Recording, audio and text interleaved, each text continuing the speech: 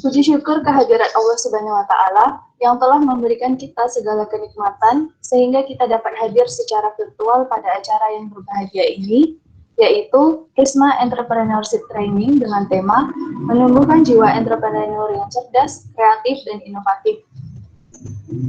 Salawat dan salam semoga tetap tercurahkan kepada suri tauladan umat, sosok pemimpin yang hebat, pejuang yang terhormat, Rasulullah Muhammad SAW. Semoga kita mendapat syafaatnya hingga di yaumul akhir nanti. Amin. Terima kasih sebanyak-banyaknya kepada seluruh peserta pelatihan yang berkenan untuk menghadiri acara ini. Perkenalkan, saya Siska Fajar Safitri sebagai Master of Ceremony akan memandu jalannya acara pelatihan pada pagi hari ini. Sebelum kita memulai acara pelatihan, pada kesempatan ini akan saya bacakan susunan acara terlebih dahulu. Pertama, pembukaan. Kedua, pembacaan ayat suci Al-Quran. Ketiga, sambutan-sambutan. Keempat, pemaparan materi dan tanya jawab. Kelima, penutup. Acara pertama yaitu pembukaan. Marilah kita buka acara pada kali ini dengan membaca basmalah. Bismillahirrahmanirrahim. Acara kedua yaitu pembacaan ayat suci Al-Quran. Kepada Saudara Yodi Rizky Akbar, waktu dan tempat dipersilakan.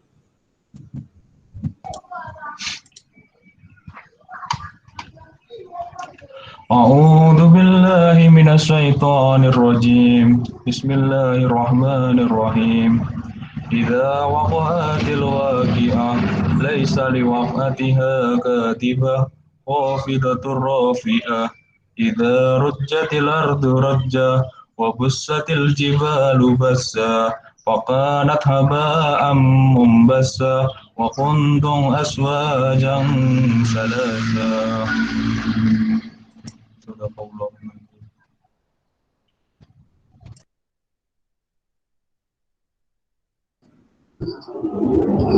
Sadaqallahul Azim, semoga yang membacakan, yang mendengar, dan acara yang kita laksanakan saat ini mendapatkan keberkahan dari Allah Subhanahu wa Ta'ala. Amin.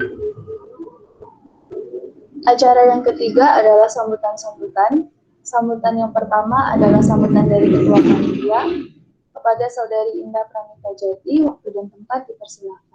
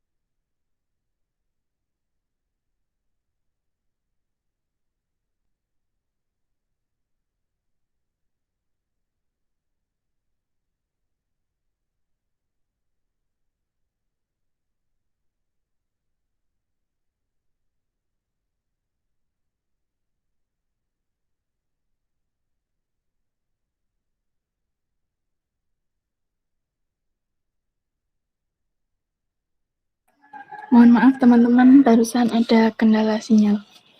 Baik, langsung saja saya mulai. Assalamualaikum warahmatullahi wabarakatuh. Alhamdulillahirabbil alamin wassalatu wassalamu ala asyrofil anbiya'i wal mursalin wa ala alihi washabihi ajmain. Yang terhormat Ketua UKM Prisma UMS Mas Andika Kurniawan, yang terhormat Mbak Baherta selaku pembicara pada acara pada pagi hari ini, dan teman-teman semua yang berbahagia. Puji syukur kehadirat Allah Subhanahu wa Ta'ala atas segala limpahan rahmat-Nya sehingga kita dapat berkumpul pada pagi hari ini dengan keadaan sehat walafiat. Sholawat serta salam senantiasa kita haturkan pada junjungan kita Nabi Agung Muhammad SAW yang senantiasa kita tunggu-tunggu syafaat-Nya di yaumul qiyamah. Amin amin ya rabbal alamin. Teman-teman yang berbahagia, Pada hari ini kita akan melaksanakan acara Prisma Entrepreneurship Training dengan tema menumbuhkan jiwa entrepreneur yang cerdas, kreatif, dan inovatif. Dari acara ini kami berharap teman-teman semua dapat mengembangkan ide-ide kreatif dan inovatif dalam berwirausaha, terutama di masa pandemi ini. Seperti yang kita ketahui bahwa berwirausaha merupakan solusi alternatif dalam mengurangi pengangguran. Untuk itu, mari kita bersama-sama menggali potensi diri melalui acara ini. Kemudian saya ucapkan terima kasih kepada seluruh pihak yang berkontribusi dalam menyukseskan acara ini, terutama kepada seluruh panitia yang telah bekerja keras untuk menyelenggarakan acara ini. Mohon maaf jika ada kekurangan atau kesalahan pada penyelenggaraan acara ini. Wabillahi taufiq wal hidayah. Wassalamualaikum warahmatullahi wabarakatuh. Saya kembalikan lagi ke MC.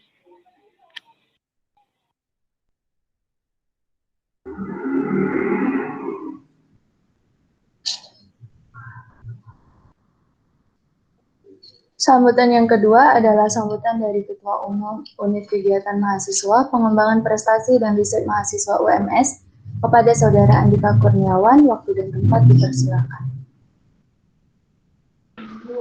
Cek, terdengar suaraku ini, Siska? Terdengar, Mas. Oke, bismillahirrahmanirrahim. Assalamualaikum warahmatullahi wabarakatuh.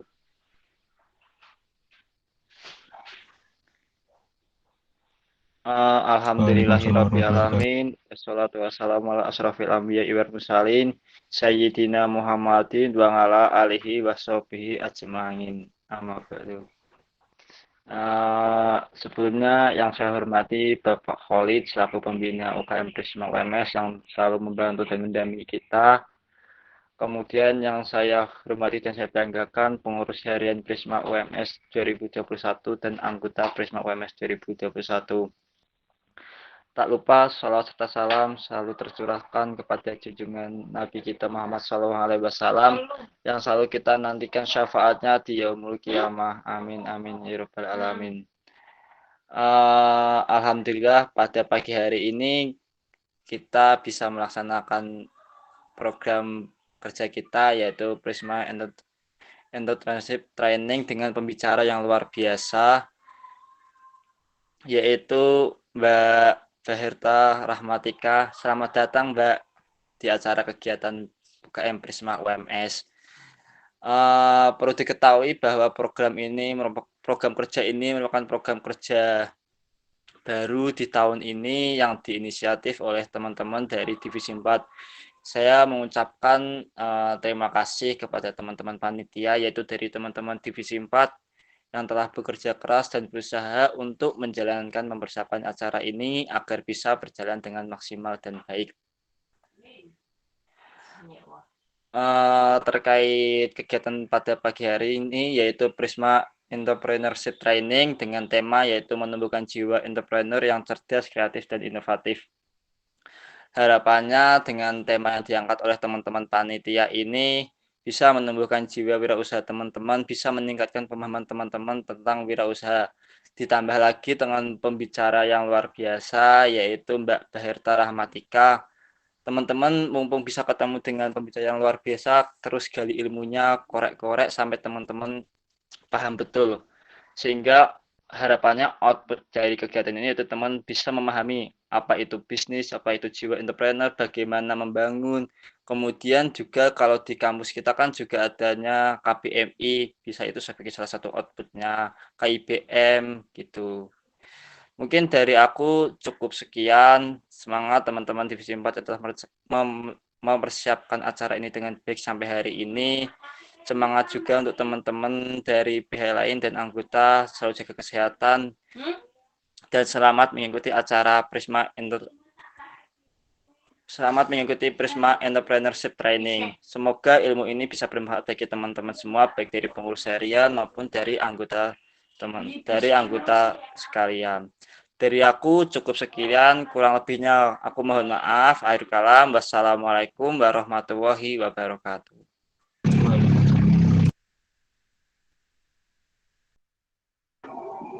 Terima kasih kepada Mas Andika. Acara yang keempat adalah acara yang kita tunggu-tunggu, yaitu pemaparan materi dan dilanjutkan dengan tanya jawab yang akan dipimpin oleh moderator.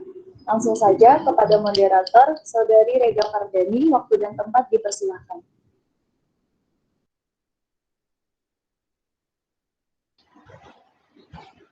Ya, baik. Terima kasih kepada Mbak Siska yang telah memberikan kesempatan kepada saya untuk melanjutkan acara pada pagi hari ini. Sebelumnya, Assalamualaikum warahmatullahi wabarakatuh.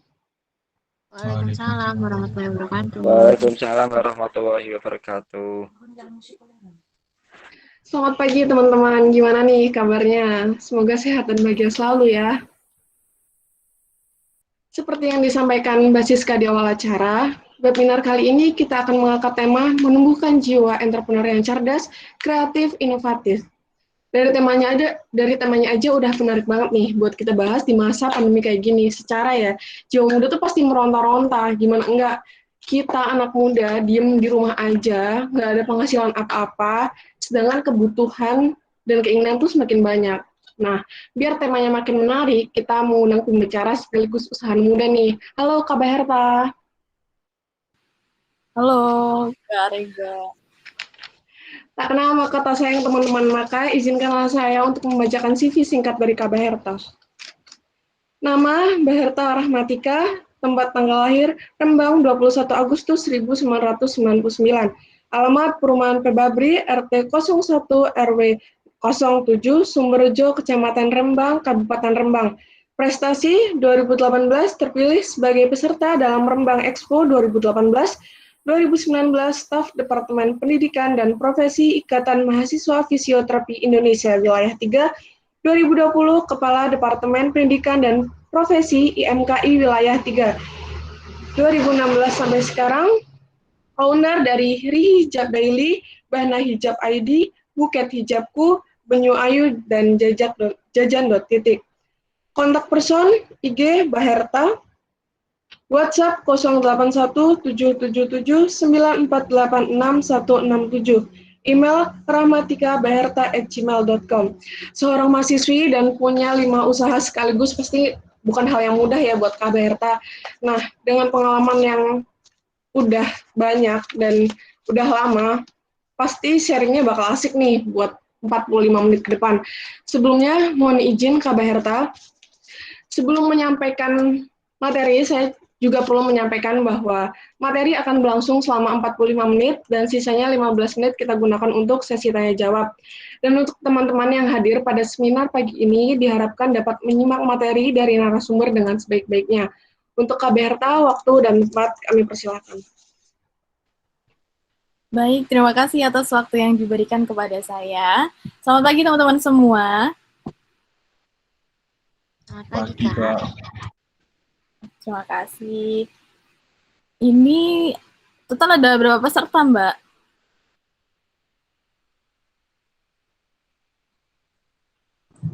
Ada 58. Oh, baik. Ya. Sebelum saya mulai pemaparan materinya, perlu diketahui teman-teman semua, kalau saya ini masih belajar juga, jadi teman-teman nggak usah sungkan nanti untuk tanya apapun, misalnya pengalaman pribadi pernah bikin usaha atau gimana, minta tips, atau sekedar bertanya tentang yang saya sampaikan, boleh sekali. Jadi semoga hari ini kita bisa belajar banyak ya teman-temannya, dipetik yang baik-baik saja, yang kurang baik tidak usah. Baik, langsung saja dimulai pemaparan materinya. Saya ambil judul ini, Build Your Own Business. Mananya kita harus punya usaha sendiri. Kebetulan memang saya bukan tipe yang suka bekerja sama untuk membangun sebuah usaha dengan rekan kerja atau siapapun.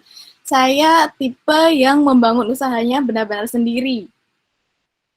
Jadi saya di sini bilang, kalau mau membangun, tidak punya teman, tidak ada yang menawari, tidak usah bingung karena semua bisa dimulai dari diri sendiri. Oke, slide selanjutnya. Nah, ini nama saya Beherta Rahmatika, teman-teman bisa panggil saya Beherta. Status saya sebagai ibu rumah tangga dan mahasiswa aktif di Prodi Fisioterapi UMS. Usaha yang saat ini saya geluti ada 5.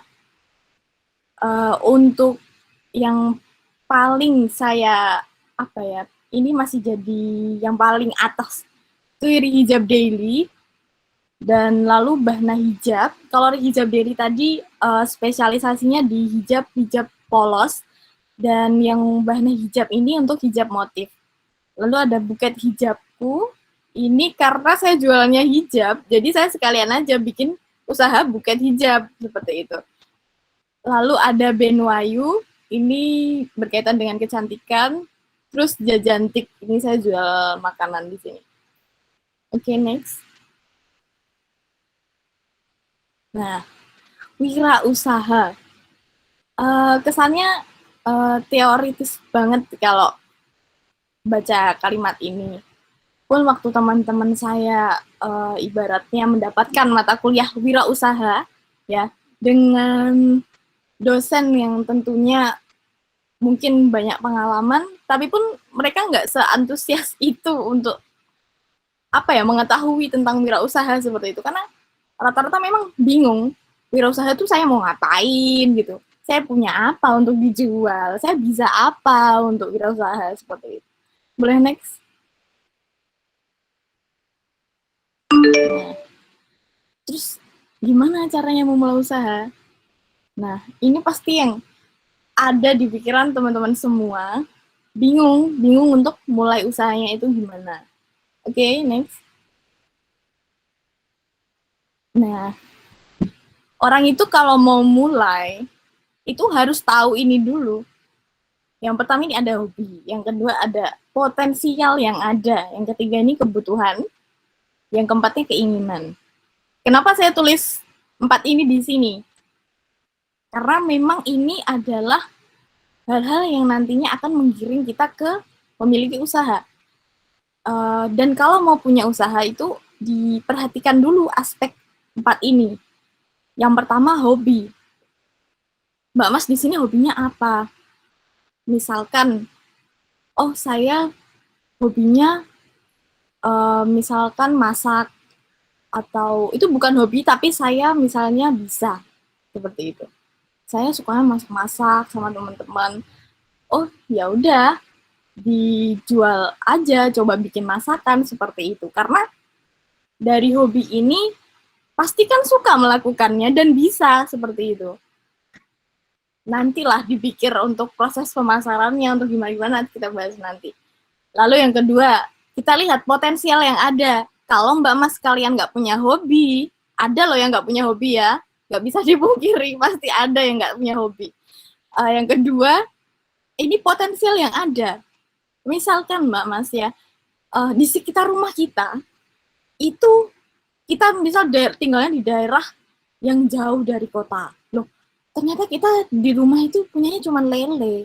Atau kita misalnya punyanya itu cuma tanaman-tanaman yang katakanlah, wah saya tinggal di kampung ada cuma pisang-pisang aja, mau diapain gitu, paling pisang dijual ke kota, naik pickup, udah beres. Enggak itu sih yang kita bayangkan di era milenial seperti sekarang. Jangan segampang itu untuk menganggap potensi dari benda-benda di sekitar kita. Kita harus lebih dalam lagi menggali itu. Yang misalkan tadi, yang pertama, contoh pertama, misalkan dia punyanya hanya lele. Gitu. Sekarang, Mbak Mas, lele itu bisa dibikin frozen. Jadi dibumbu, dipak, diambil udaranya, dibikin kedap udara, bisa kita setor-setor ke kota, seperti itu. Bisa di-online-kan juga, itu laku. Daripada kita buat tempat pemancingan saja, ya kan? Lalu, selanjutnya, yang tadi contoh, misalkan, di sekitar kita tuh hanya ada pisang. Dibuat apa pisang ya kan? Dibuat kolak kayak ibu-ibu. Ini juga nggak bulan Ramadan, nggak banyak yang suka. Dibikin apa lagi? Dibikin selai pisang. Selai pisang, udah banyak yang jual. Coba bikin keripik pisang dengan rasa yang bervariasi. Rasa balado, ada rasa coklat, ada rasa barbecue. Di packing yang bagus, seperti yang anak-anak sekarang suka. Coba dipasarkan di Instagram, di media sosial yang lain. Nah, itu tadi kita memanfaatkan potensial yang ada seperti itu. Atau potensial yang ada ini, misalkan itu juga termasuk usaha milik orang tua. Kalau kita bingung mau mulai usahanya seperti apa, sedangkan orang tua kita sudah punya usaha. Nah, sebagai anak, nggak usah malu, Mbak, Mas ya. Membangun usaha itu susah. Kalau orang tua sudah punya usaha dan sekiranya kita sanggup dan diminta untuk melanjutkan usahanya, oke, jalan aja, dilanjut aja usahanya. Kita, misalnya orang tuanya punya usaha apa? Misalkan, katakanlah pertokoan, toko kelontong, atau toko-toko sembako seperti itu. Dan hanya sebuah toko offline, bisa kan kita kembangkan menuju ke online karena kita lebih paham tentang online dibandingkan orang tua kita, seperti itu. Lalu yang ketiga, ada kebutuhan. Kebutuhan ini yang Mbak Mas butuhkan setiap hari, itu bisa jadi peluang usaha. Saya tiap hari kok sukanya kok minum Thai tea ya. Saya itu kok sukanya keluar minum Thai tea, tapi uang saya ini kok dipikir-pikir kok boros, satu porsi 10.000. Mubazir kan uangnya. Jadi kayak, apa saya coba skip tidak minum Thai tea selama 2 bulan, lalu saya beli gerobak Thai tea, saya jual Thai tea, saya dapat uang dan bisa minum. Nah, cukup nahan 2 bulan, 3 bulan tuh udah bisa beli gerobak ya Mbak Mas. Sekarang franchise juga udah banyak, yang jangan franchise yang mahal-mahal juga sih, yang sederhana-sederhana pun udah bisa sekarang untuk memulai usaha seperti ini. Selanjutnya itu adalah keinginan. Nah, kalau udah nggak punya hobi, nggak ada potensial yang ada, kebutuhan kita nggak tahu kita tuh sebenarnya butuh apa, ini paling bentok, paling kepepet ini adalah keinginan. Keinginan ini biasanya orangnya ini memang punya modal, ya, punya modal, sudah disupport orang tua juga, bisa ini. Kalau keinginan ini salah satunya adalah coffee shop. Modalnya besar, sebenarnya peminatnya juga tidak sebanyak itu, lokasinya juga harus pada estetik ya kan, kalau nggak sekarang pengunjungnya juga nggak banyak. Jadi tempatnya harus yang instagramable, itu modalnya banyak sekali. Nah, kalau Mbak Mas misalnya bertanya, lalu Mbak Bahirta ini ambilnya yang mana? Gitu. Saya sebenarnya ambilnya di hobi. Hobi saya apa? Hobi saya belanja. Nah, saya cuma perempuan biasa, jadi hobinya belanja. Dan yang sering saya belanja adalah jilbab. Dulu saya dikatain sama orang rumah, kau punya jilbab banyak banget, ini buat apa? Kamu sampai kayak seperti ini. Orang jual kerudung aja, lihat lemarimu itu. Dulu bercandaan seperti itu. Saking seringnya saya beli jilbab. Warna hitam saya punya berapa? 10 mungkin lebih. Dan itu membuat saya, oh iya apa saya jual jilbab ya. Akhirnya ya sudah saya jual, saya bisa pakai. Dan itu memang hobi saya juga belanja. Belanja di sini saya rubah jadi kulaan. Ini ada yang asli Jawa semua apa enggak ya? Tahu kulaan mungkin teman-teman di sini, belanja bahan. Nah, itu sudah saya anggap belanja. Saya setiap minggu jadi bisa belanja, menyalurkan hobi saya. Tapi saya dapat uang dari hasil penjualan hobi-hobi saya ini, seperti itu. Oke, next.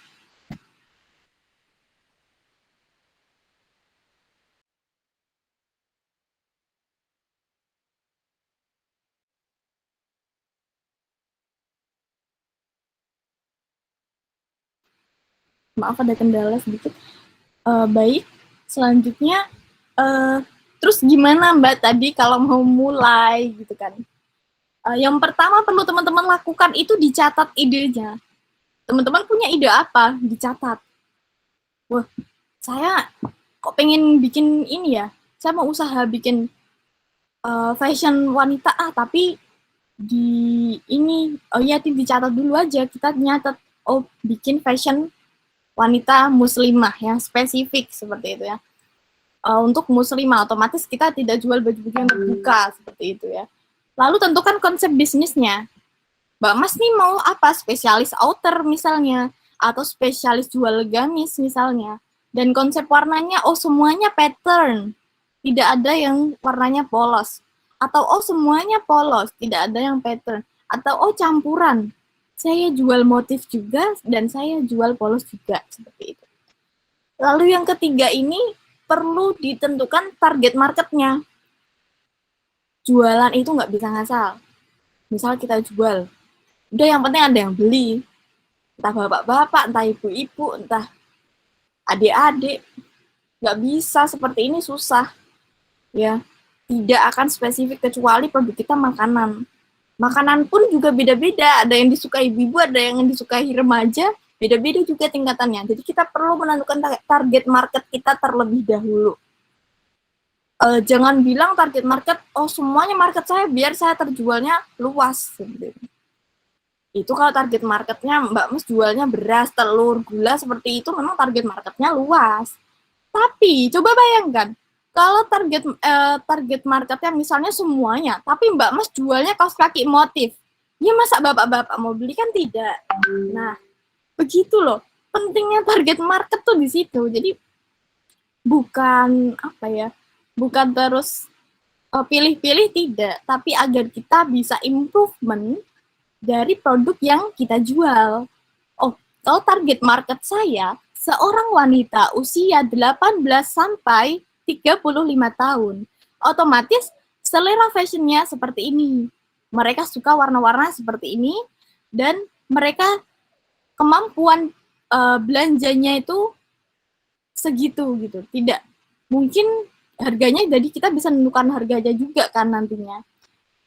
Jadi nggak bingung gitu loh. Kalau target market bikin semuanya, ya itu hanya untuk produk-produk tertentu seperti yang saya sampaikan tadi, hanya untuk sembako-sembako seperti itu memang target marketnya semuanya. Lalu setelah menentukan target market, misalkan tadi yang kita lanjutkan tadi bisnisnya misalnya jualan fashion muslimah, lalu spesialisasinya misalkan bikin outernya outer pattern ya, motif. Sekarang ini kan lagi booming bahan-bahan rayon gitu kan. Lalu yang perlu kita lakukan selanjutnya itu survei bahan baku. Jangan belum survei udah bikin harga, nggak bisa itu. Habis survei baru bisa buat perencanaan estimasi biaya. Survei bahan baku ya Mbak Mas ya. Itu sebenarnya bukan hanya bahan baku. Jadi kita survei bahan baku, kita cari, kita kalkulasikan juga dengan biaya-biaya yang dibutuhkan. Banyak sekali loh, jangan dikira orang jualan itu cuma beli kain terus dijahit dijual. Enggak, butuh plastik, butuh label, butuh foto katalog, butuh macam-macam. Itu perlu dicatat, jangan sampai nggak dicatat, nanti bangkrut ya, bangkrut dini. Baru mulai jualan 2 hari udah rugi. Atau bahkan belum dijual udah rugi ya, itu ngeri banget. Kita survei bahan baku tuh kalau mau punya usaha itu nggak usah sungkan-sungkan. Nyatakan ke toko kain. Cuman sekedar lihat-lihat. Kita nggak usah bawa kertas yang kayak mau kunjungan ke pabrik gitu, nggak usah. Cukup bawa HP, sudah ada note-nya kan. Sekarang sudah modern ya. Sudah ada note di HP, tinggal tulis aja. Misalkan, oh bahan diamond crepe di toko ini McMohan katakan semeter 18.000. Oh coba survei bahan apa? Oh bahan motif untuk bahan diamond crepe atau bahan rayon di sini harganya 23. Tapi lebih tebal. Nah, itu pulang pusing itu. Murah, biasa, apa mahal, tebal. Duh, aku terus dodole piro, kan bingung gitu ya. Ya dicek lagi lah. Kita juga survei ke penjahitnya juga. Jangan cuma beli bahan ya. Beli bahan terus tanya-tanya harga terus bingung. Coba ke penjahit juga tanya yang lebih mudah gitu kan. Bu, saya mau bikin model outer seperti ini, saya butuh berapa meter? Gitu. Terus jasa jahitnya berapa, Bu? Misalkan outer ini modelnya disuruh ibunya beli 2 meter Mbak ini kainnya, misalkan. Harga kainnya ternyata dikalkulasi, oh jasa jahitnya berapa, Bu? Ini 35 Mbak, minimal bikin 1 kodi itu 20. Oh iya, berarti nek 35 kali 20, 700.000, ya kan. Terus teman-teman habis tanya kainnya, oh lah nek kainnya berapa ya, berarti dek 2 meter, yang 23 apa yang 18.000 ya, aku bingung, nanti kemahalan nggak ya gitu. Coba yang 23 dikalikan dulu 2 meter, kita butuh 46.000 ditambah 35.000, jadi 81 ya. Terus kalau yang satunya berapa? Oh lebih sedikit. Terus kalau habisnya 81 aku jual outernya berapa? Oh ternyata teman-teman lihat di tempat lain, dengan bahan yang sama, mereka tuh jualnya bisa sampai 139, wah berarti akeh itu ya. Bisa balik kain, atau bisa balik jasa jahit, isinya sulso. Wah, berarti saya pakai bahan yang bagus saja gitu. Kita lihat pasarnya itu harganya berapa ya teman-teman ya. Terus jangan terus teman-teman mikir, alah sing 18 saja, nanti untungku lebih banyak. Jangan gitu juga. Kebahagiaan customer itu juga penting. Jadi kalau kita bahannya udah bagus, customer suka, nanti balik. Kita jual produk apapun, dia tuh bakal nyarinya kita. Misalnya kayak saya ini, walaupun se-Indonesia ini jual plisket itu ya banyak, pasmina plisket misalnya. Tapi kalau dia udah dari dulu, dari saya jual apa, belinya di saya, dia tetap nunggu sampai saya launching. Sampai nge-WA berkali-kali, Mbak, saya tolong simpankan warna ini. Mbak, maaf, launchingnya tanggal 5, ini baru tanggal 15 Mei, masih lama Mbak. 5 Juni ngecatnya 15 Mei, itu kan terlalu lama. Itu saking nggak sabarnya, saking cintanya dengan produk kita. Jadi bikin harga dan kualitas yang dicintai sama customer kita. Misalkan kemampuan beli, daya beli customer kita itu memang tidak nembus dari harga 150 untuk yang misalnya tadi produk outer, ya jangan jual harga 180, jual di bawahnya. Seperti itu. Selanjutnya yang keenam ini, yang paling penting tapi paling sulit. Segera laksanakan, jangan ditunda-tunda. Namanya manusia itu, nanti, kosek, aku sibuk, banyak tugas, ngapain, alah kosek, terus nggak akan terlaksana. Jadi kalau sudah dilakukan 5 itu, segera dieksekusi. Kok mampunya nggak bikin satu di order, ya bikin aja satu dulu.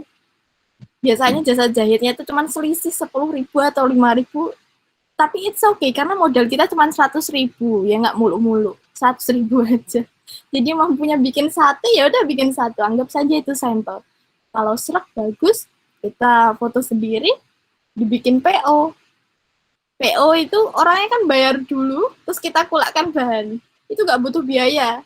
Jadi kita cuma punya satu untuk sampel, bisa untuk semuanya, ya kan? Bisa dijadikan contoh untuk PO selanjutnya juga. Oke, next. Nah, kendala. Bahas kendala usaha ini banyak sekali. Tapi saya catatnya cuma yang ada di bawah ini. Ini sudah saya rasa sudah garis besarnya sih. Oke, next.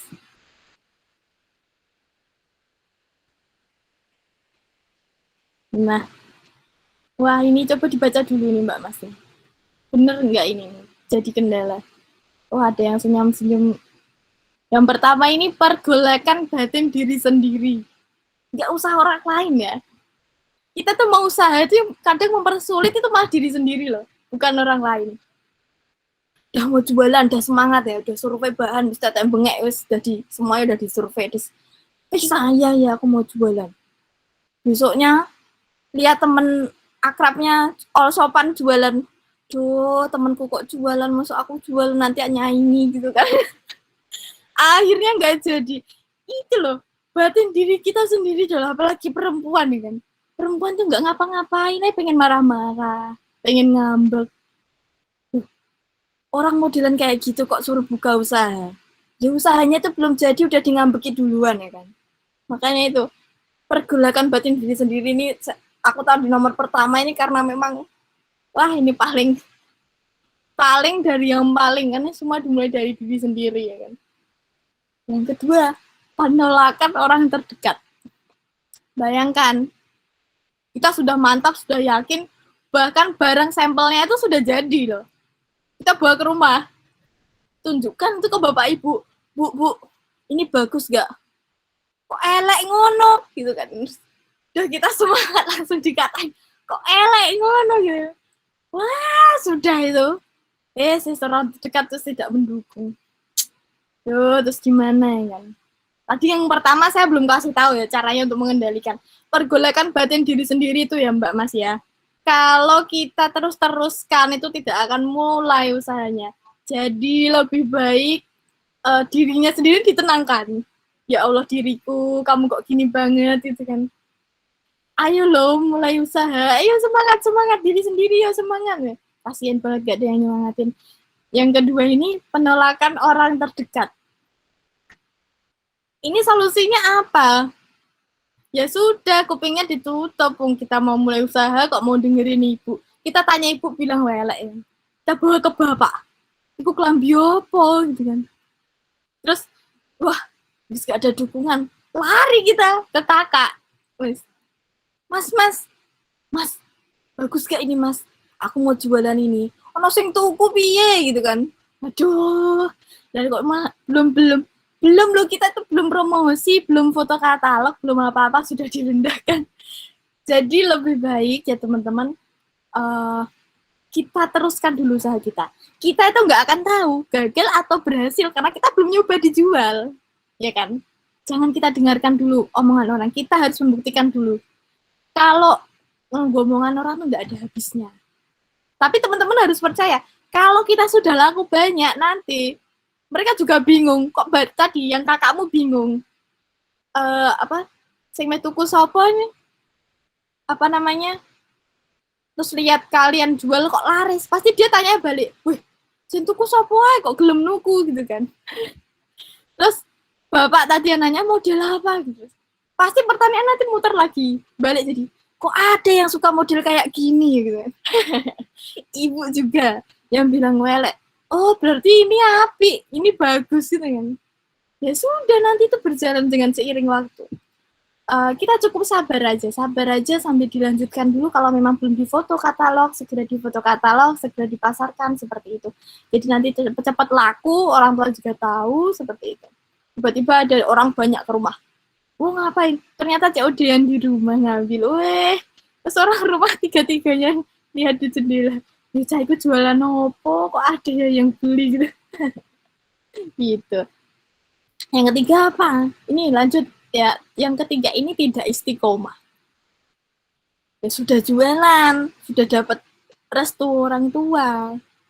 Lah kok hari ini jualan, besok enggak, besok jualan, besok enggak, minggu ini jualan, minggu depan enggak. Yang beli kan bingung. Mbak saya mau beli, oh saya jualnya minggu depan mbak gitu. Loh saya butuhnya sekarang mbak, sekarang nggak mau jualan minggu depan aja gitu. Saya lagi males gitu. Astagfirullah. Jadi teman-teman tuh harus memaksa untuk istiqomah seperti itu. Walau stoknya tidak banyak, setidaknya teman-teman sering update. Nggak bisa tiap hari, ya 2 hari sekali seperti itu. Disempatkan aja, nggak usah malu. Yang selanjutnya ini kekurangan modal. Udah lah ya, udah anak kuliah, uang jajan dari orang tua, beli skincare, yang cowok-cowok buat beli apa. Nggak ada modal buat usaha ya, jangankan buat usaha ya kan. Kita mau pergi kemana mikir-mikir, mau makan enak kadang mikir-mikir, itu takut uangnya habis. Kekurangan modal ini hal biasa. Asal teman-teman tahu, saya memulai usaha ini dengan modal 50.000, jangan dikira jutaan. Saya punya uang cuma 50.000 karena jilbabnya saya jahit sendiri karena saya bisa jahit. Terus saya punya 50.000, itu ternyata tak pakai modal langsung habis. Ya susuk tapi tombok 500 nih. 50.500 nih. Saya jual jilbabnya berapa? 65 karena memang saya banyak sekali effortnya ya kan. Oh, saya jual 65, saya dapat untung 15 kan waktu itu 2016.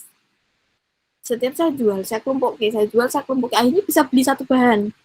Nanti, untungnya nanti ya, jangan buat dipikir beli sebelah dulu, nanti, sabar dulu. Kita jual, saya sampai jual berapa itu, sampai akhirnya saya bisa nyetok bahan-bahan yang belum jadi. Karena dulu saya sistemnya pesan dulu baru saya buatkan. Lalu, saya mulai aja usaha, saya jual, saya foto katalog sendiri dengan muka pas-pasan saya. Mana dulu belum ada modelan ngebur-ngebur wajah, jadi wajahnya kepampang banget ini jelas-jelas nih. Waduh, tapi alhamdulillah ada yang beli loh ya. Ya saya senang aja sih ada yang beli waktu itu. Wah ini ya saya dapat untung gitu. Saya simpan aja sampai sekarang. Sampai hari ini yang dalam sebulannya sudah omset 2 digit hanya dari angka 50.000. Ya itu tadi memang harus ditekuni. Kekurangan modal gak usah dipikir, yang penting kitanya mau. Yang tadi bingung inovasi juga kok saya lewati ya kan. Jadi itu di bawahnya ini sih, kekurangan modal. Bingung inovasi ini nggak tahu mau di model apa. Outernya itu mau dibuat kayak gimana, misalnya tadi outer.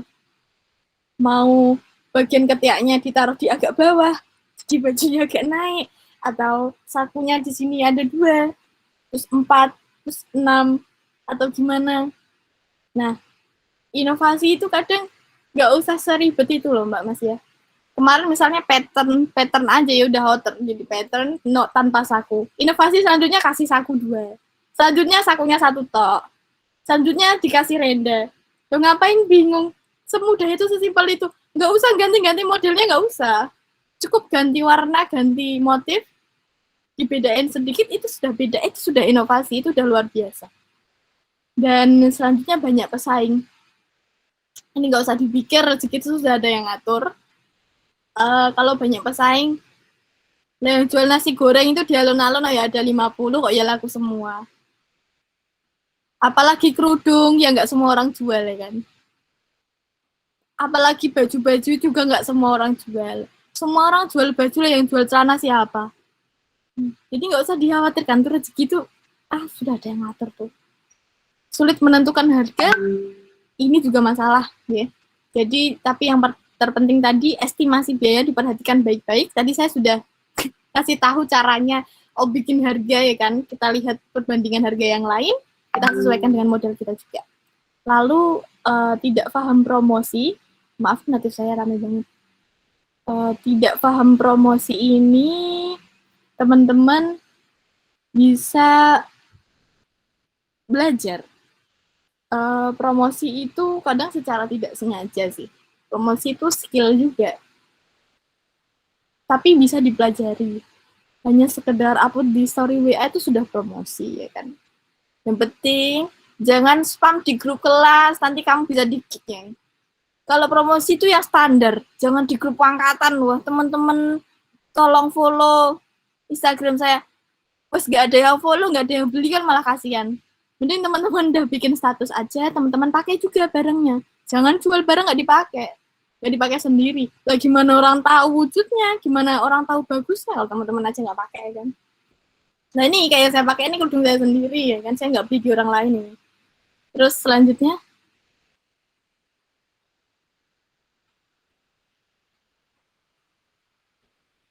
nah kunci wirausaha di era digital. Terus langsung next aja Mbak ini. Nah ini kuncinya, walah kita kok wangil. Yang pertama ini ada endorsement. Endorsement ini kalau teman-teman cewek tahunya Rasel V-nya. Ya kan? Aukarin. Endorse itu ya Mbak Mas ya, disesuaikan dengan marketnya, dengan tujuan kita. Misalkan kok jualnya ini tadi outer, ya kan? Outer muslimah. Jualnya itu kan pasti outer muslimah ya sudah ditujukan untuk perempuan muslimah memang marketnya. Misalkan kok bisa dipakai orang non-muslim, ya tidak apa-apa endorse ke orang non-muslim. Tapi kalau fashion muslimah, teman-teman carinya itu yang orangnya memang muslimah berhijab. Jadi sesuai marketnya teman-teman. Jangan endorse-nya kayak gini terus endorse-nya ke Aukarin kan. Beda banget. Nanti habis dia ini dari klub malam, terus slide selanjutnya promosi outernya teman-teman pakai kerudung, wah jomplang loh ini. Malah komennya itu bukan, Kak outernya bagus, bukan. Karin kamu taubat gitu kan. Ya, ini bikin produk kita tuh malah nggak laku. Jadinya tolong disesuaikan gitu kan. Banyak selebgram yang dari harga puluhan ribu sampai jutaan banyak. Budget kita berapa itu. Dan intinya endorsement itu bukan biar laku juga sih. Endorsement itu biar orang tahu market kita lebih luas. Kalau dulu market kita cuma teman-teman aja, sekarang bisa lebih ke luar-luar Jawa, luar kota gitu. Kalau kok nggak punya uang buat endorsement selebgram, ya sudah kasihkan ke teman-teman kalian yang followersnya banyak. Kasihkan bareng, biasanya mereka nggak minta bayaran kok, dia suka rela aja. Tapi ya teman-teman nggak usah kasih permintaan muluk-muluk untuk wujud reviewnya, terus teman-teman minta dikasih musik-musik ala Agnia Punjabi gitu ya nggak bisa. Namanya teman cuman nge-review, cuma dipakai minta paling cuman gini-gini, terus ya wes di tag gitu aja. Ya itu udah alhamdulillah ya ada yang promosiin gitu kan. Selanjutnya platformnya itu juga perlu dipikirkan ya, mau jual di mana, mau jual di Instagram tok, WA tok, atau Shopee, Tokped. Kalau saya dari awal sampai sekarang cuman di 2 tempat, bisa bilang 3 sih, 3 tempat, di WhatsApp, Instagram, dan Shopee aja. Sekarang Shopee adminnya naik jadi 7%, jadi untuk penjualan saya di Shopee dan WA beda harga seperti itu. Dan itu tidak masalah, nyatanya tetap ada yang beli ya kan. Selanjutnya ini konten. Wah, ini mumet lagi nih konten. Sudah habis disuruh dosen-dosen atau organisasi untuk bikin poster atau bikin apa, pamflet gitu. Masih suruh bikin konten buat usaha sendiri, mumet yang bagi waktunya. Biasanya kalau saya bikin kontennya pakai Canva. Kadang untuk yang ada hias-hiasannya gitu, saya bikinnya di weekend, Mbak Mas ya. Di weekend untuk 7 hari ke depan. Jadi 1 hari cukup posting 1 tuh bisa. Dulu saya gitu. Kalau sekarang saya sudah ngalir di Instagram, apalagi yang hijab daily itu sudah sama customer dia. Ngalir banget. Maksudnya saya posting apapun mereka responsif seperti itu. Nah, kalau untuk pemula seperti teman-teman misalnya bisa ngedit-ngedit dulu di weekend untuk 7 hari. Untuk hari Senin nanti posting apa, hari Selasa posting apa, seperti itu. Karena kalau belum terbiasa juga pasti bingung kan mau ngupload apa, mending sudah dijadwalkan. Lalu selanjutnya ini, diskon. Diskon itu penting sekali, permainan harga itu penting. Seperti produk saya jual hijab. Kalau beli 1 itu 23, beli 5 100. Ya. Orang-orang itu belinya 5, padahal dia lebih hemat kalau beli 1 loh, cuma 23.000 daripada ngeluarin uang 100.000. Lah itu anehnya orang. Nah, itu kita manfaatkan seperti itu. Jadi tidak apa bikin produk-produk bundling seperti kalau beli 5 segini, beli 5 segini, atau beli 2 harganya lebih murah gitu. Orang akan milih beli yang itu walaupun uangnya mengeluarkan lebih sedikit yang beli 1 aja gitu. Memang ini perempuan ini memang agak aneh ya.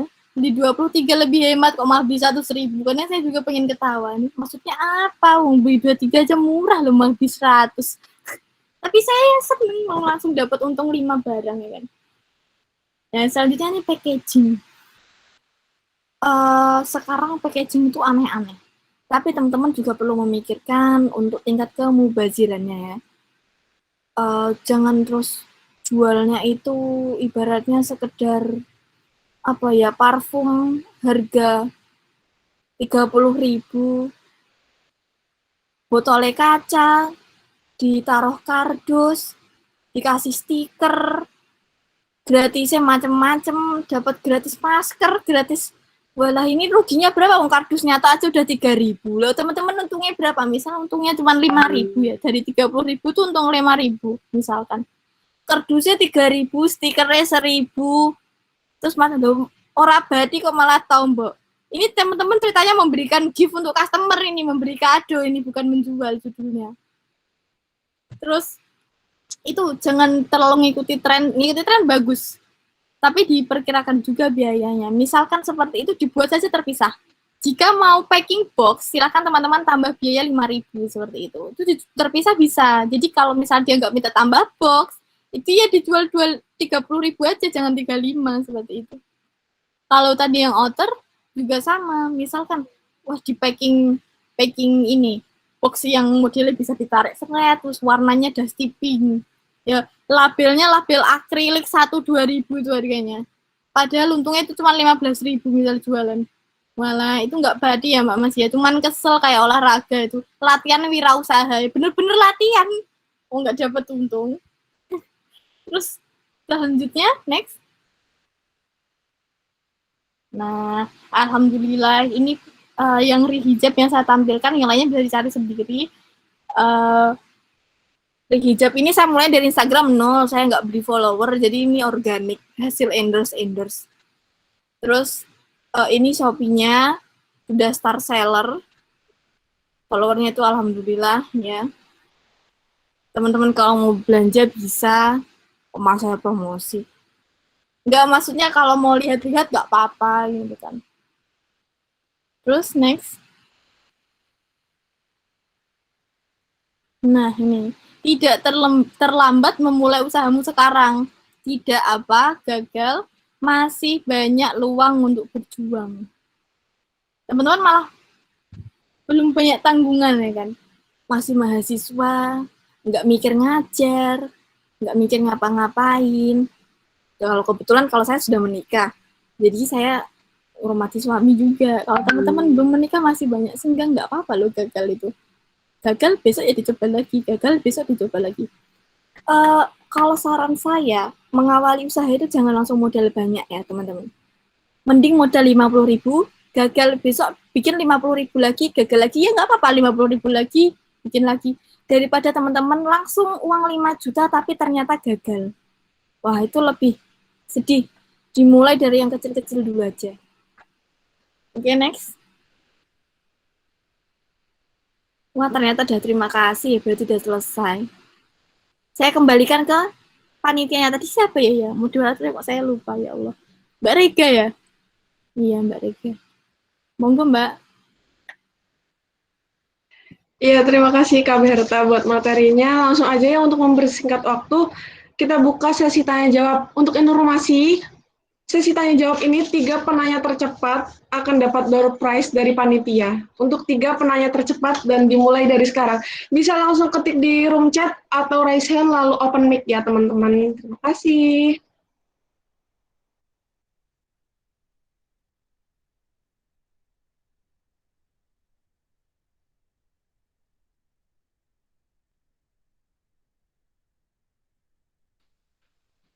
Silakan yang mau tanya. Anggap aja ngobrol sama teman sendiri ya. Sambil nunggu ada yang nanya nih Kak Berta, Rega mau nanya duluan deh. Barangkali ikutan dapat door prize. Iya, ya. Silahkan. Dari 2016 sampai sekarang, kan pasti banyak banget kendalanya tuh. Iya. Kendala apa yang buat Kak Berta tuh sampai down banget, sampai mikir, udah deh, nggak bisa diterusin ini. Itu kendalanya apa dan gimana cara Kak Berta ngatasinnya? Kendala ini yang ditanyakan kan kendala dalam diri saya ya. Pas maba Mbak, saya jualan itu dari kelas setelah semesteran kenaikan kelas 1 ke kelas 2 SMA. Saya mau mulai kelas 2 SMA itu saya mulai merintis. Jadinya 2018 itu saya lagi jaya-jayanya. Satu Rembang itu pakai hijab saya itu sudah ribuan orang. Dan saya tuh sudah habis ikut Rembang Expo, ya bayangkan. Bulan Agustus itu saya branding, saya dapat kesempatan untuk expo. Saya peserta termuda, usia saya baru 17 tahun waktu itu. Stan-stan sebelah saya ini ibu-ibu, bapak-bapak gitu. Saya masih pakai seragam SMA kalau jaga stand. Terus pas masuk kuliah bulan September ya, saya bawa barang ke Solo. Tapi kan customer saya semuanya di Rembang. Saya waktu itu berendorsement ya. Terus waktu di Solo, ternyata produk saya macet, nggak ada yang beli. Pada nggak mau bayar ongkir. Terus saya nggak bisa bikin requestan mereka. Ada yang request saya nggak bisa. Saya nggak tahu Solo seperti apa. Saya belum berani keluar dari area kampus. Saya betul-betul bepergian saya paling jauh itu hanya ke Transmart. Kos saya itu di Menco 1, belakangnya Indomaret. Coba bayangkan, lingkup saya itu sempit sekali. Saya takut sekali mau kemana-mana. Padahal dulunya tuh COD-an itu, wah, sudah tiap hari COD-an waktu di Rembang ya. Terus pas di Solo, nggak ngapa-ngapain. Saya bilang ke mama saya, "Mah, kayaknya usahanya adik mati ya. Nggak ada yang beli, ini sudah 2 bulan. Sampai bulan apa ya, bulan Novemberan ya berarti. Sama sekali nggak ada yang beli. Desember, wah saya sedih banget. Biasanya saya punya uang jajan tambahan kan dari uang saya sendiri. Terus bayangkan, saya 2 tahun itu nggak minta uang bensin ke orang tua. Terus saya kuliah tiba-tiba jajan full pakai uang dari orang tua, itu rasanya aneh seperti itu. Jadi saya setengah tahun berhenti, dan itu bikin saya sedih, ngedrop. Bahkan IPK saya waktu itu jelek banget, cuma 32. Padahal teman-teman saya pada bagus ya di semester 1. Terus tapi karena saya pengen untuk hidup lagi di hijabnya, karena mama saya cuma bilang, "Dek, usaha itu berhenti nggak apa-apa, asal bukan hilang. Kamu cukup bilang ke customermu, maaf kak, stok habis, belum bisa restock sekarang," seperti itu. Ternyata iya, banyak customer setelah itu yang ngechat, terus saya bilang habis, "Kapan mbak restock lagi?" "Oh, belum tahu kak, ditunggu aja," gitu. Mungkin 4 bulan lagi atau apa, ya udah terserah kalian janjiinnya selama apa gitu kan. Kalau emang nggak ada barangnya juga dia nggak akan nungguin banget kok. Terus saya nggak sengaja itu di UMS ada yang namanya toko kain Barka. Apa sih di daerah agak masuk.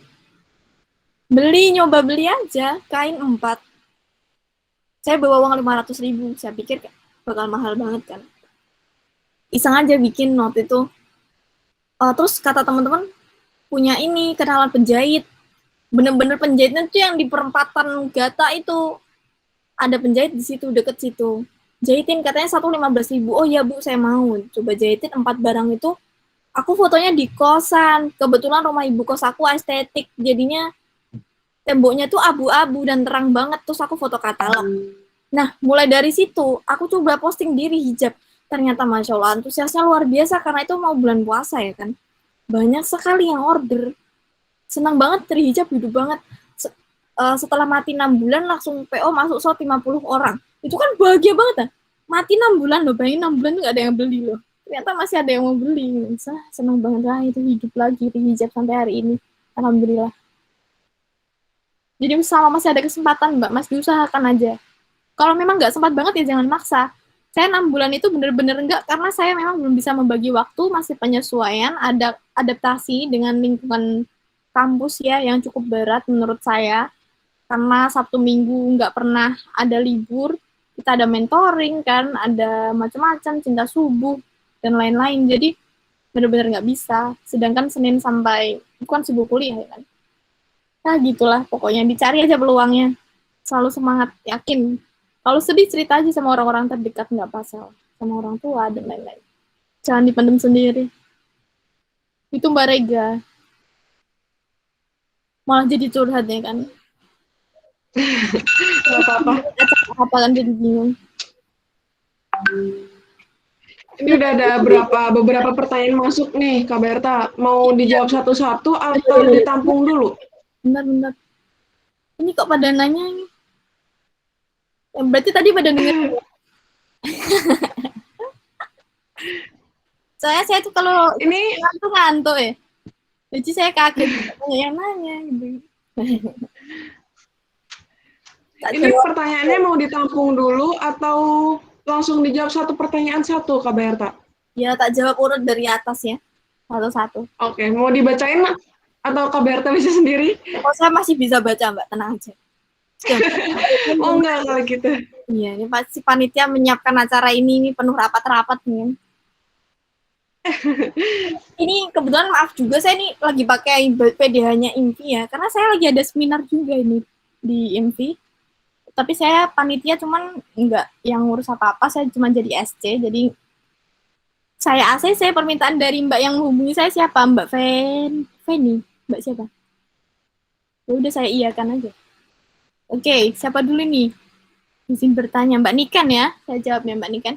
Ini pertanyaannya, cara kita mempertahankan kecintaan konsumen pada produk kita dan mengatasi komplain konsumen. Ini kalau yang lagi patah hati itu tidak saya sarankan untuk memulai usaha ya. Komplain customer tuh lebih bikin sedih, nggak bisa tidur. Bener-bener sedih banget, kita sudah bikin yang maksimal, dikomplain. Kecintaan konsumen tadi seperti yang saya bilang, mungkin pas tadi saya jelaskan Mbak Niken agak ngantuk. Jadi tadi saya pernah bilang ini bikin kualitas dan harga yang sesuai dengan customer Mbak Niken. Atau seleranya customer Mbak Niken itu seperti apa? Kalau kualitas Mbak Niken bagus, ini produknya harganya masuk banget, ya cinta. Warnanya bagus, ya cinta, wong dia suka. Ya selalu inovasi juga Mbak Niken. Kalau ngatasi komplain konsumen, yang pertama kita minta maaf dulu ya. Walau kita salah nggak salah itu minta maaf dulu. Yang kedua baru kita rembuk baik-baik cari solusinya. Seperti itu. Misalkan komplainnya gini, Mbak saya ini produknya kok ada yang sobek, ya sudah kita ganti, ini memang cacatnya fatal. Tapi kalau hanya karena Mbak ini saya kirim sampai sini katanya sampai Rabu kok sampai sini Kamis pagi gitu kan, cuman telat sehari, yang salah kurir kita yang dimarahin. Nah, kayak gitu tuh dikasih paham, Kak maaf kalau sudah dikurir itu kita tidak bisa memprediksi akan sampai kapan, karena kita tidak tahu di ekspedisi sedang overload atau tidak gitu ya kan. Kalau saya selalu ngasih tenggang waktu, Kak barang sampai kapan gitu, saya selalu ngasihnya 3-5 hari Kak, tergantung ekspedisinya sedang overload atau tidak, mohon ditunggu. Biasanya saya gitu sih. Gitu Mbak Niken, ada feedback gak Mbak Niken? Ada Mbak. Ya, silakan. Udah punya usaha Mbak Niken? Di rumah ada. Alhamdulillah.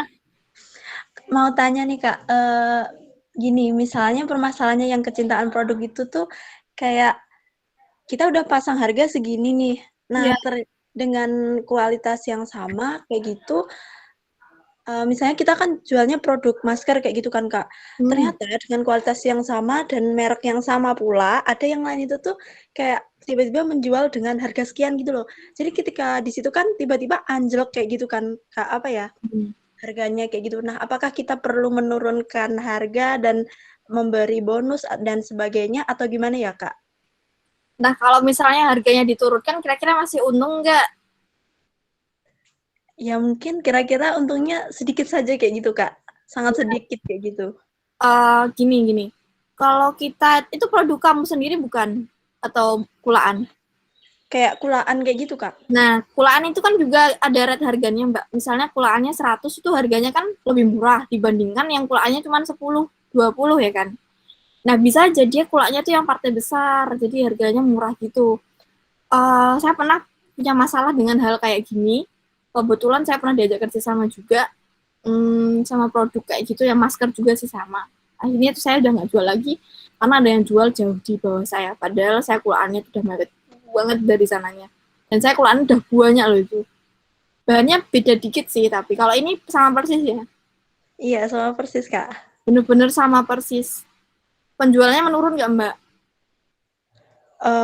Iya, karena kan larinya langsung ke pihak lain gitu. Intinya, dihabiskan aja produknya Mbak, di sell, nanti coba jualan yang beda merek sama dia ya, yang nggak terlalu pasaran, tapi menurut Mbak Niken itu customer bakal suka. Mbak Niken kan pasti sedikit banyak sudah tahu nih seleranya customernya seperti apa ya, setelah menjual masker beberapa hari misalnya. Nanti dicoba lagi Mbak ya, diinovasi lagi aja. Baik Kak, terima kasih tipsnya. Iya, masih sejalur aja Mbak Niken, masih jual masker juga, jangan geser ke yang lain aja, cuman diinovasi dikit lagi. Oke, selanjutnya dari Mas Muhammad Yasid. Ya, langsung dari divisi PR itu nanya. Divisi PR itu apa ya Mbak, Mas? Public relation Mbak. Oh, oke. Kadang kita kan berusaha tuh maju mundur ya, mikir membulatkan niat biar tahan banting pas bisnis. Tujuannya punya bisnis apa dulu Mas? Kalau tujuannya cuma biar kita punya bisnis itu biasanya cepat goyah. Tapi kalau tujuannya jangka panjang, misalnya saya tujuannya itu biar nanti saya lulus itu saya tidak nganggur. Sederhana ya, tapi susah. Gitu niatnya apa. Makanya saya seberat apapun bebannya saya cuma mikir, ya Allah ini cuman hari ini ujiannya, nanti ujian besok tuh lebih berat lagi, karena hidup tuh tiap hari ujian mas. Jadinya menurut saya memang dimantapkan lagi niatnya untuk jangka yang lebih panjang, jangan jangka hari ini, karena gagal itu pasti ada. Dan kegagalan itu juga nggak cuma 1 kali 2 kali ya, banyak sekali, berkali-kali. Itu niatnya, dimantapkan lagi tujuannya apa. Karena kalau mulai usaha sekarang itu benar-benar gak rugi loh, karena kita tuh belum lulus. Nanti kalau lulus ditanya orang kerja di mana, kita bisa jawab, oh saya ini mbak ada kerja sampingan di ini jualan online misalnya, atau saya jual apa. Itu lebih enak didengerin daripada masih nunggu lamaran kerjaan gitu. Ya, jadi mantapkan lagi niatnya. Ada feedback mas? Oke Mbak, makasih Mbak. Ini Mas Yazi sama-sama. Ini dari Mbak Eka Viola Setiawati.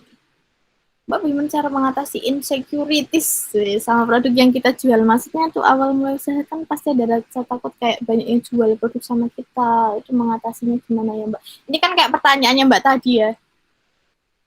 Tadi kalau siapa Mbak Niken tadi mau nekat-nekatan dia tetap jual produk itu Mbak. Itu tetap dijual sama ditambahi, bukan dihilangkan ya. Tadi kalau saya ngasih tips kan dihabiskan.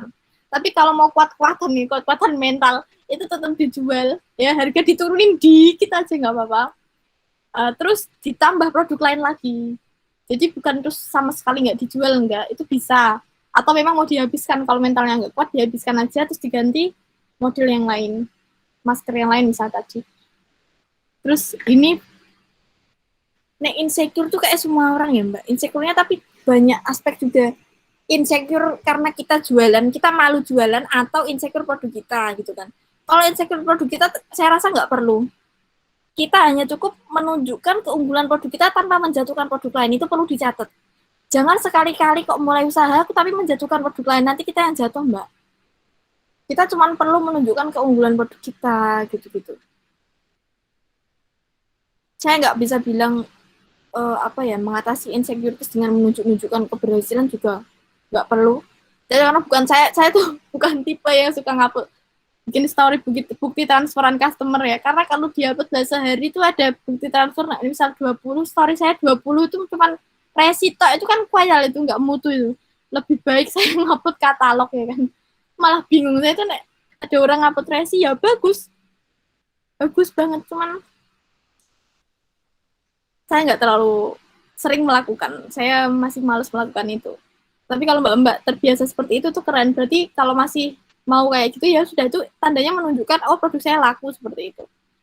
Biar nggak insecure juga Mbak, pin kreatornya kan laku ya kan, produknya banyak yang suka gitu. Jangan takut sih Mbak, produk walau sama. Lah yang jual tadi saya bilang di Please Cup di Indonesia tuh banyak sekali. Tapi kalau emang rezeki kita ya rezeki kita. Allah tuh ngasih rezekinya Mbak sesuai dengan usaha kita. Kalau kitanya sudah insecure, pesimis, nggak yakin, Allah tuh mau ngasih biaya, rezeki kok bingung gitu kan. Ini tak kira rezeki kok ragu.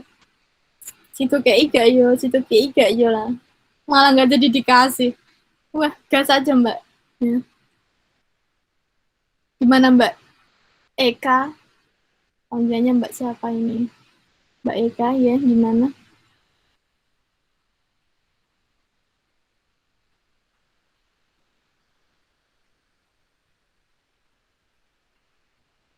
Oh, sudah dijawab ya. Makasih ya.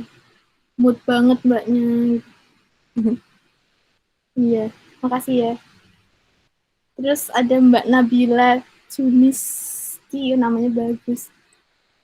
Assalamualaikum Kak, saya Nabila izin bertanya. Kalau misalkan kita mau usaha bidang jasa, aplikasi premium, ya jadinya gitu gimana Kak?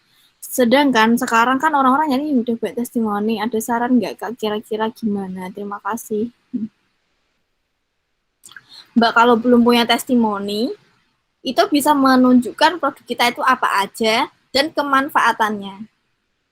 Jadi tunjukinnya itu kalau nggak ada testimoni ya gini aja nunjukinnya. Misal kita bikin postingan ya kan.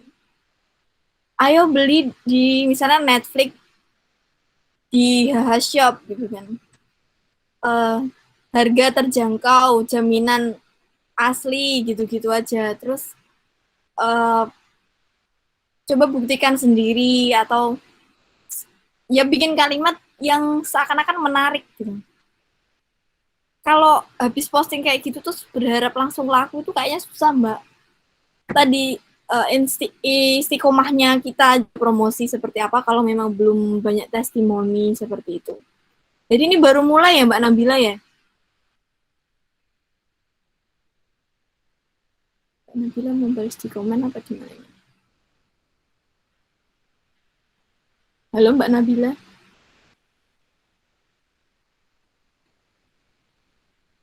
Ya pokoknya gitu ya Mbak.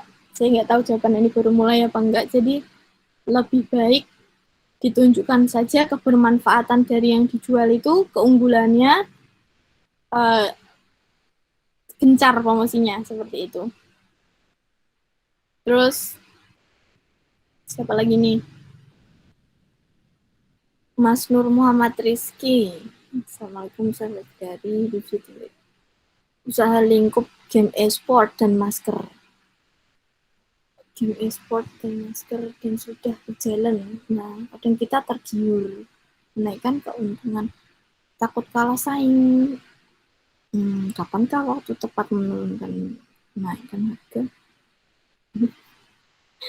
Kalau tanya kayak gini sebenarnya kalau bagian gini saya nggak tahu tuh modalnya naik atau enggak. Kalau saya Mas, produk hijau saya itu saya naikkan kalau memang perlu dinaikkan. Seperti misalnya yang di Shopee itu saya naikkan karena saya kepotong pajak admin 7%, jadi harus saya naikkan. Dan tetap laku. Saya nggak dapat untung lebih. Dinaikkan itu ya untuk membayari adminnya tok itu. Atau kalau harga bahan baku naik, itu saya naikkan, Mas. Tapi menurut saya, kalau baru beberapa bulan, jangan dulu, mending paling nggak 1 tahun, Mas. Menurut saya. Dicukupkan saja, sepertinya ini laris banget ya. Malah memang harusnya nampung yang banyak dulu. Nanti kalau sudah 1 tahun, Mas bisa bikin alasan untuk kenapa naik. Seperti customer nggak kaget. Kalau baru beberapa bulan udah naik, Mas nanti lebih sedih kalau kehilangan customer loh. Daripada cuma dapat untung tambahan yang nggak seberapa. Itu ya Mas, customer lebih berharga. Loyalitasnya itu loh. Ada feedback Mas Nur? Kok Mas Nur? Panggilannya apa nih Mas Rizky? Oke. Lagi, alhamdulillah tinggal 1 lagi ya ini. Assalamualaikum Kak, saya Tiara Larika Sari. Kalau usaha kita itu homemade, belum punya karyawan. Nah. Mbak Mas kira saya di rumah punya karyawan, saya nggak punya karyawan. Saya masih jahit label sendiri. Saya sehari bisa jahit label 150 jilbab dalam sekali duduk. Kok bisa Mbak? Itu nggak capek? Ya enggak, soalnya sudah terbiasa, sudah 5 tahun. Karyawan saya bersifat karyawan lepas, jadi saya bayari dia, saya terima beres, seperti itu. Bukan dia kerja di rumah saya, jadi saya nggak ada karyawan di rumah ya. Itu ngatasinya gimana?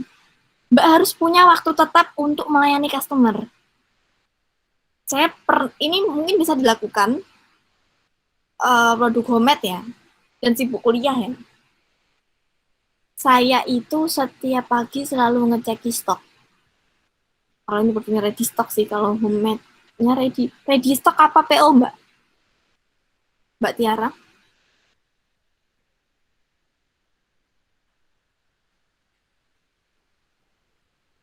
Kalau PO saya bisa juga sih, sama aja sih, tapi gini, kalau versi ready stock ya, pagi sebelum berkegiatan silahkan cek stok Mbak. Stok yang dipunya apa, dicatat di note.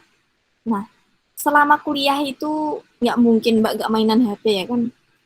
Tetap nggak mungkin juga fokus banget dengerin dosennya, itu udah nggak usah munafik ya. Kita juga pasti kadang sesekali jeda buka HP gitu. Nah, kadang tuh customer kan ordernya agak siang-siangan gitu ya. Jadi kita biar tahu stok kita itu apa, dicatat dulu Mbak. Jadi nanti bisa jawab di sela-sela kuliah. Oke.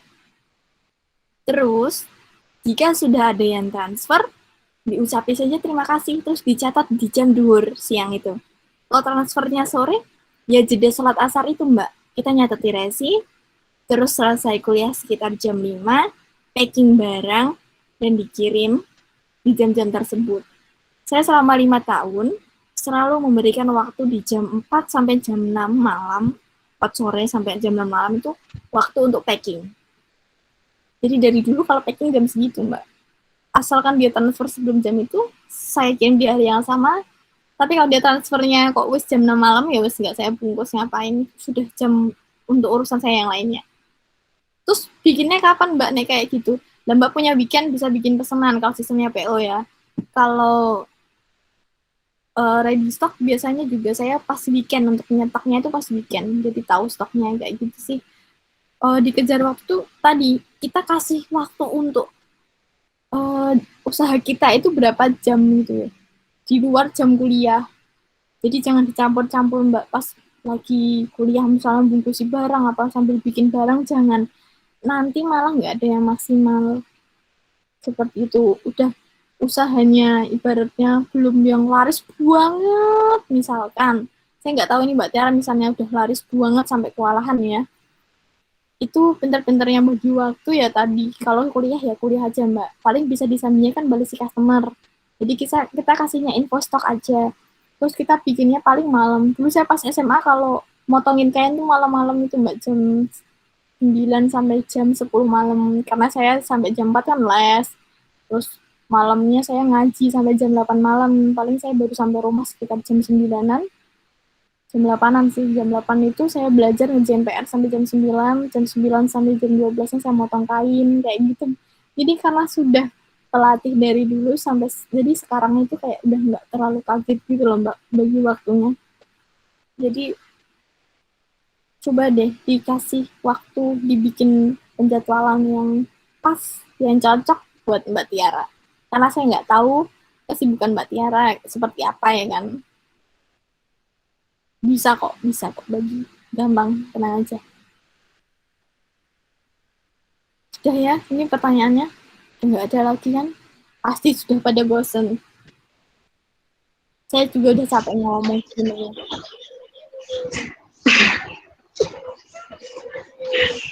Gimana Mbak Rega?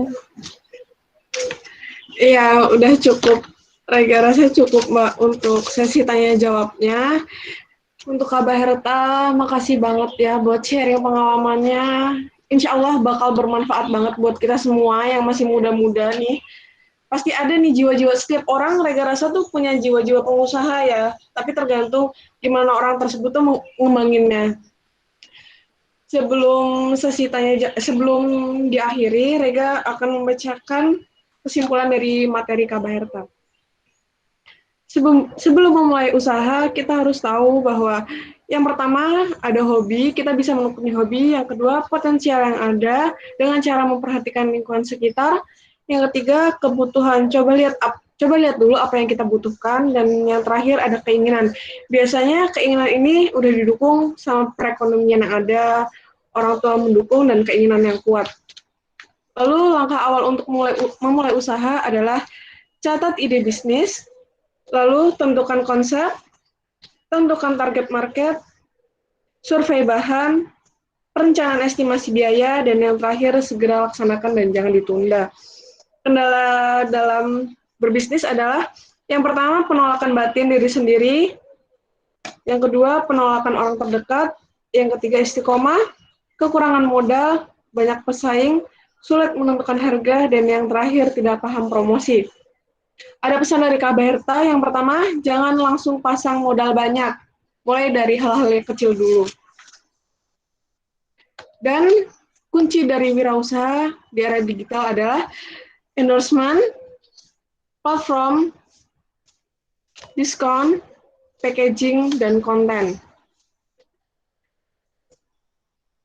Seorang mahasiswi aktif, wirausaha muda, dan ternyata sudah menjadi istri orang, Masya Allah Kak Baherta. Pasti bukan hal yang gampang nih, Rega yakin, karena ngurusin satu usaha aja sambil kuliah tuh keteteran, ditambah ini 5, dan ngurusin orang lain, ngurusin suami. keren sih Kak Berta. Dan telah sampai di penghujung acara. Oh, Kak Berta. Ya Allah, maaf Kak Berta ternyata. Kenapa? Kak, dipanggilnya ke siapa sih? Baher- Tika kan? Baherta, Tika bisa, Baherta. kalau di kampus bisa Baher. Terserah. Oh. Telah sampai di penghujung acara. Saya selaku moderator mohon maaf apabila banyak terdapat kesalahan. Selanjutnya saya kembalikan kepada Mbak Siska selaku Master of Ceremony acara kali ini. Oh ya, untuk Niken Damayanti, Muhammad Yasid, Eka Viola Setiawati bisa menghubungi Mbak Nisti ya untuk mengklaim door prize-nya. Sekian, wassalamualaikum warahmatullahi wabarakatuh. Waalaikumsalam warahmatullahi wabarakatuh. Alhamdulillahirrabbilalamin. Terima kasih sebanyak-banyaknya kepada Mbak Baherta Rahmatika atas materi yang disampaikan sangat luar biasa. Terima kasih juga kepada moderator. Semoga ilmu yang kita peroleh hari ini dapat bermanfaat untuk kita semua. Sebelum acara saya tutup, saya informasikan kepada seluruh peserta akan diserlang absensi. Silakan untuk mengisi link absensi terlebih dahulu. Selanjutnya adalah dokumentasi kegiatan. Kepada seluruh peserta dan panitia dimohon untuk menghidupkan kamera terlebih dahulu, dan kepada seksi dokumentasi yang bertugas, waktu dan tempat dipersilahkan.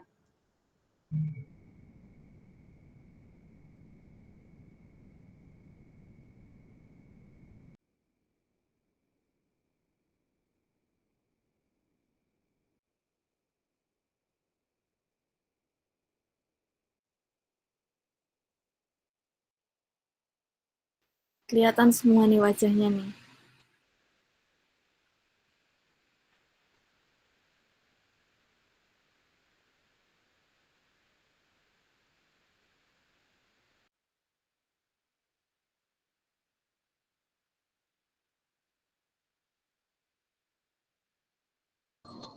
Ini dari seksi dokumentasi karena terkendala sinyal, jadi saya yang saya screenshot ya. Oke, hitungan ketiga, 1, 2, 3.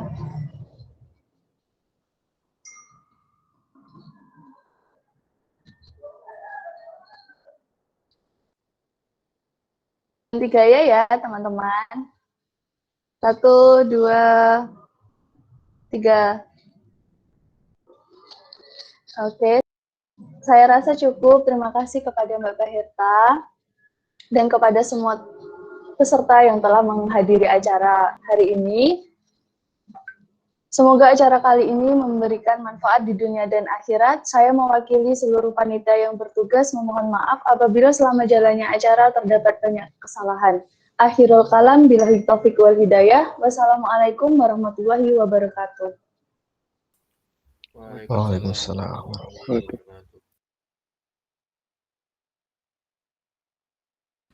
Terima kasih ya teman-teman semua. Saya izin leave. Semoga lancar kuliahnya.